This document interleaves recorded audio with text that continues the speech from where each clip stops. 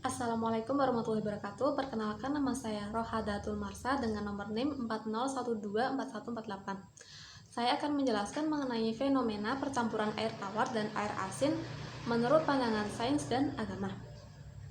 Fenomena percampuran air tawar dan air asin adalah salah satu contoh bagaimana sains dan agama bisa saling melengkapi. Dalam hal ini, Islam memberikan pandangan dari sudut keagamaan melalui Al-Quran, sementara sains menjelaskan secara empiris berdasarkan pengamatan alam. Dalam sains, fenomena ini dikenal sebagai estuari atau daerah di mana air tawar dari sungai bertemu dengan air asin dari laut. Namun, meskipun bertemu, air tawar dan air asin tidak langsung bercampur total karena perbedaan kepadatan, salinitas, dan suhu. Berikut penjelasan sains tentang fenomena ini. Yang pertama ada prinsip fisik, yaitu air tawar lebih ringan daripada air asin karena kandungan garam yang lebih rendah, sehingga air tawar biasanya akan berada di atas lapisan air asin. Hal ini terjadi karena perbedaan massa jenis antara keduanya. Yang kedua ada haloklin. Perbatasan antara air tawar dan air asin disebut haloklin, di mana terdapat perbedaan tingkat salinitas yang signifikan. Di daerah pertemuan ini, air tawar dan air asin bisa bertemu, namun tetap memiliki perbedaan yang jelas karena perubahan komposisi garam. Yang ketiga ada dinamika aliran, yaitu faktor seperti arus laut, angin, pasang surut, dan suhu memengaruhi percampuran kedua jenis air tersebut. Namun, pada kondisi tertentu, mereka bisa tetap terpisah dalam waktu yang lama sebelum perlahan mencampur.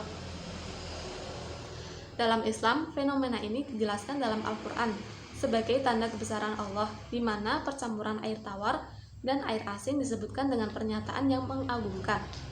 Dalil yang sering dihubungkan dengan fenomena ini terdapat dalam dua surat. Yang pertama, surat Ar-Rahman ayat 19-20 yang berbunyi, Marajal bahraini yaltaqiyan bainahuma barzakhun la yabghiyan. Yang kedua ada surat Al-Furqan ayat 53 yang berbunyi, وهو الذي مرج البحرين هذا عذب فرات وهذا ملح أجاج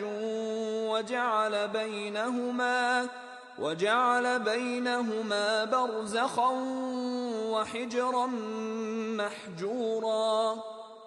Dalam dua ayat ini, Al-Quran menyebutkan bahwa Allah menciptakan dinding atau pemisah antara dua laut yang tidak bercampur, yang merujuk pada fenomena alam di mana air tawar dan air asin tidak sepenuhnya bercampur, meskipun bertemu di satu tempat.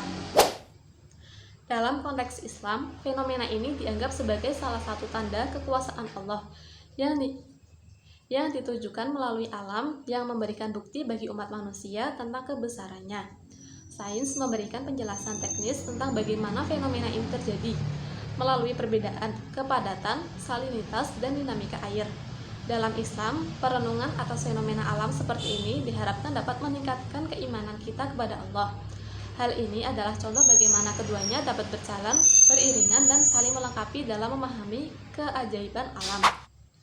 Kesimpulannya, fenomena pertemuan air tawar dan air asin baik dalam pandangan Islam maupun sains menunjukkan bahwa ada keteraturan dan harmoni dalam penciptaan alam. Islam mengajarkan bahwa fenomena ini adalah tanda kebesaran Allah, sementara sains menjelaskan bagaimana proses ini terjadi secara fisik.